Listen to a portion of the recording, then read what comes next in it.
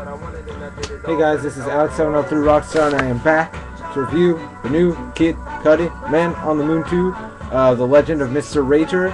It is part two of a trilogy, and just like his first album, Man on the Moon, of which there will be a link in the D-bar, it is also a concept album.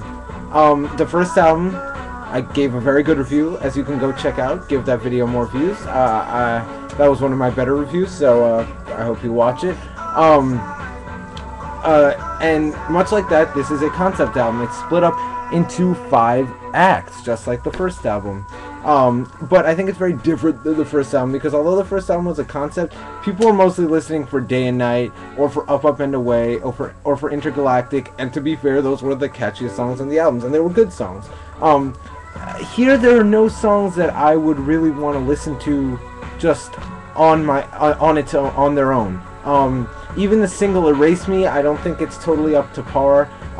But within the context of the album, I like almost every song on here, and I think that's what the album does very brilliantly. It forces you, or I guess it doesn't force you, but it makes you want to listen to the whole album together, as the concept flows much nicer than on the first album, I guess is what I'm trying to say.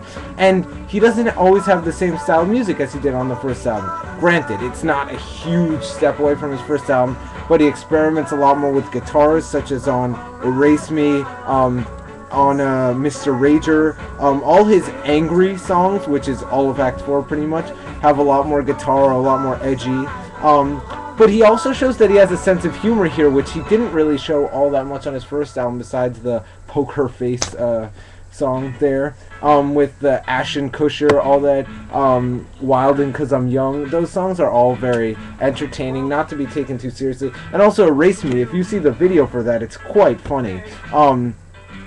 However, there is something to be said about having catchy songs that could be listened to on their own. So, you know, if you're one of those types of people who like songs more than they actually like albums, you probably won't like this as much. Another thing is, this is a grower. This album, I did not like the first couple of listens through, but luckily I had been told by a kind and trustworthy friend that it was a grower and that you have to give it a chance, so I did. And that's why I waited so long to do this review. It has grown on me a little more. I think it's a good album now. I can listen to it all the way through, and it will be a pleasurable and enjoying listen. One thing though, KiD CuDi sometimes needs to work on his lyrics. Sometimes they're fine because you can just listen to the music in the background and it's good, but sometimes his songs seem very, very half-formed. Not all the way there, like he just had this good idea, developed the beat, and then sort of just threw lyrics on top of there because he didn't want it to be an instrumental.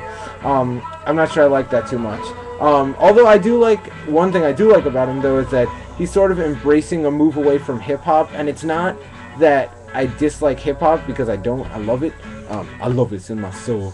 But it's that he never really was a hip-hop artist to begin with, and he was sort of trying to mold his image into that scene, and now what he's doing now is better, just accepting that he likes other forms of music with hip-hop influences thrown in there. I mean, he does rap on here, but he's more of a singer than he is a rapper.